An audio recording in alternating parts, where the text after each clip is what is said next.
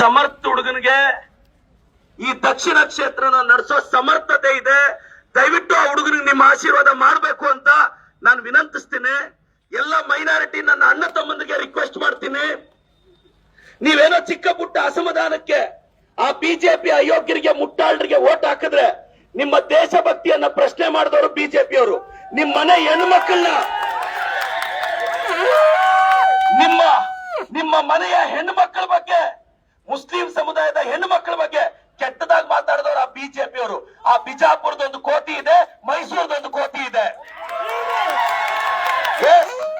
ಚಿಕ್ಕ ಪುಟ್ಟ ಬೇಸರ ಇರ್ಬೋದು, ಆದ್ರೆ ಇವತ್ತು ಕಾಂಗ್ರೆಸ್ ಪಕ್ಷ ಇವತ್ತು ನಮ್ಮ ದೇಶದಲ್ಲಿ ಹಿಂದೂಗಳಿಗೆ ಎಷ್ಟು ದೇಶಭಕ್ತಿ ಇದೆಯೋ ಅಷ್ಟೇ ದೇಶಭಕ್ತಿ ಮುಸ್ಲಿಮರಿಗೂ ಇದೆ. ಆದ್ರೆ ಇವತ್ತು ಬಿಜೆಪಿಯವರು ನಿಮ್ಮ ದೇಶಭಕ್ತಿಯನ್ನ, ನಿಮ್ಮ ಧರ್ಮವನ್ನ ಹೀಯಾಳಿಸಿ ಮಾತಾಡಿದಾಗ ನಾನು ಸೇರಿದಂತೆ ನಾವೆಲ್ಲರೂ ಮುಸ್ಲಿಂ ಧರ್ಮವನ್ನ ಸಮರ್ಥಿಸಿಕೊಂಡು ನಿಮ್ ಧರ್ಮ ನಿಮಗ್ ಗ್ರೇಟು, ನಮ್ ಧರ್ಮ ನಮಗ್ ಗ್ರೇಟು ಅಂತ ಬಿಜೆಪಿ ಅವ್ರ ಜೊತೆ ಫೈಟ್ ಮಾಡ್ತಿದೀವಿ. ನನ್ನ ಅಣ್ಣ ತಮ್ಮಂದ್ರಿಗೆ ಒಂದು ರಿಕ್ವೆಸ್ಟ್ ಮಾಡ್ತೀನಿ, 55-60 ಸಾವಿರ ಜನ ನೀವೇನಿದ್ದೀರಾ, ಎಸ್ ಸಮುದಾಯದಲ್ಲಿ ಬಹಳಷ್ಟು ಜನ ಹಿರಿಯರಿದ್ದಾರೆ ಸರ್. ಕಾಂಗ್ರೆಸ್ ಪಕ್ಷಕ್ಕೆ ಮೈನಾರಿಟೀಸ್ ಬಗ್ಗೆ ಪ್ರೀತಿ ಇರೋದಿಕ್ಕೆ ಈ ದೇಶದ ರಾಷ್ಟ್ರಪತಿ ಅಬ್ದುಲ್ ಕಲಾಂ ಅವ್ರನ್ನ ನಮ್ಮ ಕಾಂಗ್ರೆಸ್ ಪಕ್ಷ ರಾಷ್ಟ್ರಪತಿ ಮಾಡಿದ್ದು ಸರ್. ಮೊದಲನೇದು. ಎರಡನೇದು, ನಮ್ ಸ್ಪೀಕರ್ ಖಾದರ್ ಸಾಹೇಬ್ರು ಇಸ್ಲಾಂ ಧರ್ಮದವರು. ಜಮೀರಣ್ಣ ಅಷ್ಟೇ, ನಮ್ಮ ಮುಖ್ಯಮಂತ್ರಿಗಳ ವಿಶೇಷ ಅಧಿಕಾರಿ ಸ್ಪೆಷಲ್ ಆಫೀಸರ್ ನಜೀರ್ ಅಹಮದ್ ಸಾಹೇಬ್ರು. ನಮ್ಮಿಲ್ಲಿ MLC ಇದ್ದಾರೆ. ಎಸ್, ನಿಮಗ್ ಕೊಡೋ ಪ್ರಿಯಾರಿಟಿ ಪಕ್ಷ ಕೊಡುತ್ತೆ. ಇವತ್ ಸಮರ್ಥ ಅವ್ರಿಗೆ ಒಂದು ಅವಕಾಶ ಸಿಕ್ಕಿದೆ. ಹೊಸ ಜನರೇಷನ್ ಬರ್ತಾ ಇದೆ, ಹೊಸ ಜನರೇಷನ್ ಬರ್ತಿದೆ. ನೀವೆಲ್ಲರೂ ಒಂದಾಗ್ಬೇಕು. ಏನೋ ಬೇಸರದಲ್ಲಿ ನೀವು ಆ ಬಿಜೆಪಿ ಅಯೋಗ್ಯರಿಗೆ ಓಟ್ ಹಾಕಿದ್ರೆ ನಿಮ್ ಮನೆ ಹೆಣ್ಣು ಮಕ್ಕಳ ಬಗ್ಗೆ ಮಾತಾಡ್ದವನಿಗೆ ಹೆಂಗಣ ಓಟ್ ಹಾಕ್ತೀರಾ ನೀವು? ನಿಮ್ ಧರ್ಮದ ಬಗ್ಗೆ ಮಾತಾಡ್ದವನಿಗೆ ಹೆಂಗಣ ಓಟ್ ಹಾಕ್ತೀರಾ? ಇವತ್ತು ನಿಮ್ಮನ್ನ ಹೆಜ್ಜೆಗೂ ಹೀಯಾಳಿಸ್ತಾರ ಅವರು.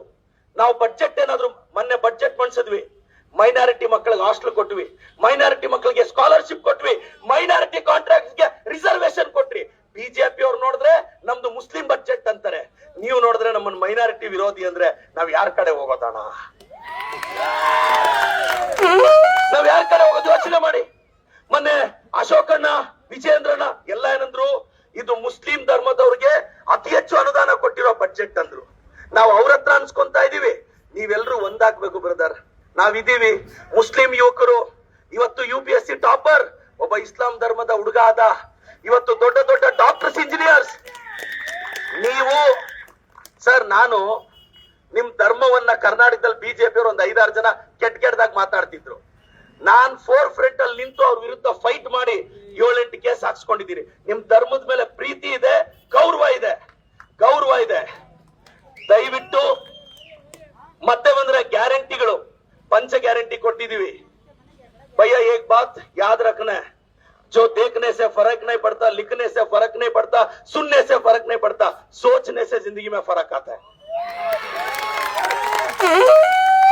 और यारो ಕೆಲವರು ಪಾಪ ಬೇಜಾರಲ್ಲಿ ಕೆಲವರು ಬ್ರದರ್ಸ್ ಮಾತಾಡ್ತಿದ್ರು, ನಾವ್ ಈ ಸಲ ಬಿಜೆಪಿ ಓಟ್ ಹಾಕ್ತಿವಿ. ಅಣ್ಣ, ಯಾವ ಭಯಲ್ಲ ಮಾತು ಹೇಳ್ತೀರಣ್ಣ ನೀವು ಮೈನಾರಿಟೀಸ್. ನಿಮ್ಮನ್ನ ದೇಶದಿಂದ ಓಡಿಸಬೇಕು ಅಂತ ಮಾತಾಡೋ ಅಯೋಗ್ಯರಿಗೆ ಯಾವ ಮುಖ ಇಟ್ಕೊಂಡು ಹೋಗಿ ಓಟ್ ಹಾಕ್ತೀರಣ್ಣ? ಒಂದೇ ಒಂದ್ಸಲ ಯೋಚನೆ ಮಾಡಿ ನೀವಷ್ಟೇ. ಹಿಜಾಬ್ಗೆ ಎಷ್ಟು ತೊಂದರೆ ಕೊಟ್ರು ಮರ್ತೋದ್ರಾ? ನಿಮ್ ಮನೆ ಹೆಣ್ಮಕ್ಳಿಗೆ ಎಷ್ಟು ಅವಮಾನ ಮಾಡಿದ್ರು ಮರ್ತೋದ್ರಾ? ನಿಮ್ ಧರ್ಮವನ್ನ ನಾವು ಗೌರವಿಸಿದ್ರೆ ಹೆಣ್ಣು ಮಕ್ಕಳನ್ನ ಎಕ್ಸಾಮ್ ಹಾಲಿಂದ ನಿಲ್ಲಿಸಬೇಕು, ಆಚೆ ಕಳಿಸ್ಬೇಕು ಅಂತ ಅವಮಾನ ಮಾಡಿದ್ರು. ಇದೆಲ್ಲ ಮರ್ತೋದ್ರಾ? ಎಸ್, ಮುಂದಿನ ದಿನಗಳಲ್ಲಿ ದಕ್ಷಿಣ ಭಾಗದ ನನ್ನ ಮುಸ್ಲಿಂ ಮುಖಂಡರಿಗೆ ನನ್ನ ಪಕ್ಷ ಗೌರವ ಕೊಡುತ್ತೆ. ನಮ್ಮ ಮಲ್ಲಿಕಾರ್ಜುನ್ ಖರ್ಗೆ ಸಾಹೇಬ್ರು ಇದ್ದಾರೆ, ನಮ್ಮ ಮಲ್ಲಿಕಾರ್ಜುನಣ್ಣ ಇದ್ದಾರೆ, ಇವತ್ತು ಶಾಮನೂರ್ ಶಿವಶಂಕರಪ್ಪನವ್ರ ಸಾಹೇಬ್ರು ಅವ್ರದೇ ಆದ ಹೆಜ್ಜೆ ಗುರುತು ಬಿಟ್ಟೋಗಿದ್ದಾರೆ. ಆ ಕುಟುಂಬದ ಕುಡಿ ಹೊಸ ಜನರೇಷನ್. ದಯವಿಟ್ಟು ನೀವು ಬೇಜಾರು ಬೀಳ್ಬೇಡಿ. ನನ್ನಂತ ಒಬ್ಬ ಅನಾಥ ಹುಡುಗನ ತಂದು ಪಾರ್ಟಿ ಟಿಕೆಟ್ ಕೊಟ್ಟು MLA ಮಾಡಿದೆ. ಸಂದರ್ಭ ತಕ್ಕಂತೆ ಟಿಕೆಟ್ ಕೊಟ್ಟಿದ್ದಾರೆ. ಮುಂದಿನ ದಿನಗಳಲ್ಲಿ ಮೈನಾರಿಟೀಸ್ಗೆ ಸೂಕ್ತ ಸ್ಥಾನಮಾನ ಸಿಗುತ್ತೆ. ಅಲ್ಲೋಣ, ಬಿಜೆಪಿ ಅವ್ರು ಏನಂತಾರೆ, ನಿಮ್ಮನ್ನ ಅದ್ಯಾವುದೋ ದೇಶಕ್ಕೆ ಹೋಗಿ ಅಂತಾರೆ. ಅಯೋಗ್ಯರಿಗೆ ಹೇಳ್ತಿದ್ದೀನಿ, ಭಾರತದ ಬಗ್ಗೆ ನಿಮ್ಮಪ್ಪ, ನೀನು ನಿಮ್ಮ ಅಪ್ಪನಿಗಿಂತ ಜಾಸ್ತಿ ಪ್ರೀತಿ ಮುಸ್ಲಿಮರಿಗೂ ಇದೆ ಅಂತ ಅವ್ರಿಗೆ ಹೇಳ್ತೀನಿ. ಇದೆಯಾ ಇಲ್ವಾ? ನೀವೆಲ್ಲ ಒಂದಾಗಿ, ಎಲ್ರು ಒಂದಾಗ್ಬೇಕು. ನಿಜವಾಗ್ಲೂ ಹೇಳ್ತೀನಿ, ಮೈನಾರಿಟೀಸ್ಗೆ ಬಿಜೆಪಿ ಅವ್ರು ಮಾಡಿರೋ ಅವಮಾನದಲ್ಲಿ ನೀವು ಒಂದೋಟ ಅವ್ರಿಗೆ ಹಾಕಿದ್ರು ನಮ್ಮ ಆತ್ಮಾಭಿಮಾನ, ನಾವೇ ಅವಮಾನ ಮಾಡ್ಕೊಂಡಂಗೆ ಸರ್. ಸರ್, ಎರಡನೇದು, ಇವತ್ತು ಕಾಂಗ್ರೆಸ್ ಅಧಿಕಾರದಲ್ಲಿದೆ. ನೀವು ಶಾಮನೂರು ಶಿವಶಂಕರಪ್ಪ ಸಾಹೇಬ್ರನ್ನ ನೋಡಿದೀರಾ, ಹಿರಿಯರು. ಈ ಜನರೇಷನ್ ಹುಡುಗರು, ನನಗೆ ನಂಬಿಕೆ ಇದೆ ಶಾಮನೂರು ಶಿವಶಂಕರಪ್ಪ ಸಾಹೇಬ್ರಿಗಿಂತ ಒಳ್ಳೆ ಹೆಸರನ್ನ ನನ್ನ ತಮ್ಮ ಸಮರ್ಥ ತಗೊಂತಾನೆ ಅನ್ನೋ ನಂಬಿಕೆ ನನಗಿದೆ. ನೀವು ಹೊಸ ಜನರೇಷನ್ಗೆ ಅವಕಾಶ ಕೊಡಬೇಕು. ಇವತ್ತು ಸಮರ್ಥ ಬಂದಿದ್ದಾನೆ. ನಾನೀಗ ನಾಮಿನೇಷನ್ಗೆ ಹೋಗೋದಕ್ಕಿಂತ ಮುಂಚೆ ಸಮರ್ಥ ಹತ್ರ ಒಂದು 10 ನಿಮಿಷ ಆ ಹುಡುಗನ ಕನಸುಗಳು ಕಟ್ಕೊಂಡಿದ್ದಾನೆ ಈ ಕ್ಷೇತ್ರದ ಬಗ್ಗೆ. ಭಯ ಏಕ್ ಬಾತ್ ಬೋಲ್ನಾ ಚಾತೋ ಅಪ್ಪೋ. ನನಗೊಂದು ಅವಕಾಶ ಕೊಡ್ತು ಪಾರ್ಟಿ, ನಾನು ಗೆದ್ದೆ. 260 ಹಳ್ಳಿ ಮನೆಗೆ ಹೋಗಿ ಕುತ್ಕೊಂಡು ಕಷ್ಟ ಕೇಳಿದ್ದೀನಿ ಭಯ್ಯ. ಮನೆಗೆ ಹೋಗಿದ್ದೀನಿ. ಹೊಸ ಜನರೇಷನ್ ಬಂದಿದ್ದಕ್ಕೆ ತಾನೆ 10 ಆಂಬುಲೆನ್ಸ್ ಬಿಟ್ಟಿದ್ದೀನಿ, ಮನೆಗೆ ಹೋಗಿದ್ದೀನಿ. ನನಗೆ ನಂಬಿಕೆ ಇದೆ ಸಮರ್ಥು ದಾವಣಗೆರೆನ ಯಶಸ್ವಿಯಾಗಿ ನಡೆಸ್ತಾನೆ. ನೀವೆಲ್ಲ ಒಂದಾಗ್ಬೇಕು. 9ನೇ ತಾರೀಕು ಎಲೆಕ್ಷನ್ ಇದೆ. ಏನ್ ಭಯ್ಯ, ನಮ್ ವಾರ್ ನಿಲ್ಸೋ ಯೋಗ್ಯತೆ ನಮ್ ದೇಶದ ಅತ್ಯುನ್ನತ ಸ್ಥಾನದಲ್ಲಿರೋ ವ್ಯಕ್ತಿಗಿಲ್ಲ. ಯಾರೋ ಡೊನಾಲ್ಡ್ ಟ್ರಂಪ್ ಬಂದು ನಿಲ್ಸ್ಬೇಕ ಭಯ್ಯ? ಅದ್ಯಾವುದೋ ಜಲಸಂಧಿಯಿಂದ ಸಿಲಿಂಡರ್ ತಗೊಂಬರೋ ಕೆಪಾಸಿಟಿ ಇಲ್ಲ. ಯೂತ್ಸ್ ಎಲ್ಲ ಯಾವ ಮುಖ ನೋಡೋಟ್ ಹಾಕ್ತಿರ್ರಿ ನೀವು? ನಿಮ್ ಮನೆಗೆ ಅಡಿಗೆ ಮಾಡಕ್ ಸಿಲಿಂಡರ್ ಕೊಡೋ ಯೋಗ್ಯತೆ ಇಲ್ದಿರೋ ನ್ಯಾಷನಲ್ ಪಾರ್ಟಿಗೆ ಯಾವ ಮುಖ ಇಟ್ಕೊಂಡು ಇನ್ನ 11 ವರ್ಷ 12 ವರ್ಷದಿಂದ ಅದೇ ಗುಂಗಲ್ ಇದ್ರೆ ಹೆಂಗೆ?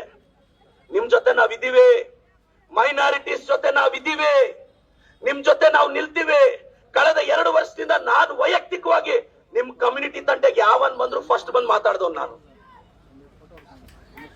ಅಣ್ಣ, ನಿಮ್ ಕುಟುಂಬದ ಹೆಣ್ಮಕ್ಳ ಬಗ್ಗೆ ಒಂದು ಬಿಜಾಪುರದ ಕೋತಿ ಬಾಯಿಗೆ ಬಂದಂಗ್ ಮಾತಾಡುತ್ತೇನೆ.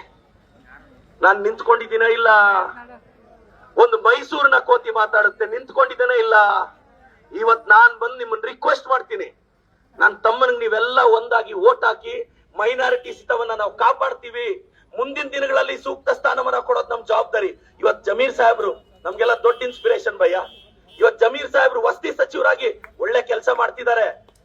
ನಮ್ ಜಮೀರ್ ಅಣ್ಣನ ಗೌರವ ಉಳಿಬೇಕು, ನಜೀರ್ ಅಹಮದ್ ಸಾಹೇಬ್ರ ಗೌರವ ಉಳಿಬೇಕು, ಖಾದರ್ ಸಾಹೇಬ್ರ ಗೌರವ ಉಳಿಬೇಕು, ರಿಜ್ವಾನ್ ಅರ್ಷದ್ಗೆ ಗೌರವ ಉಳಿಬೇಕು. ಅಂದ್ರೆ ನೀವೆಲ್ಲರೂ ನಮ್ ಕಾಂಗ್ರೆಸ್ ಪಕ್ಷದ ಅಭ್ಯರ್ಥಿಯನ್ನ ಗೆಲ್ಲಿಸಬೇಕು. ಎಸ್ ಭಯ್ಯ, ನಮ್ಮ ಸಮರ್ಥು ಕಾಂಗ್ರೆಸ್ ಪಕ್ಷದ ಸಿಂಬಲ್ಲು.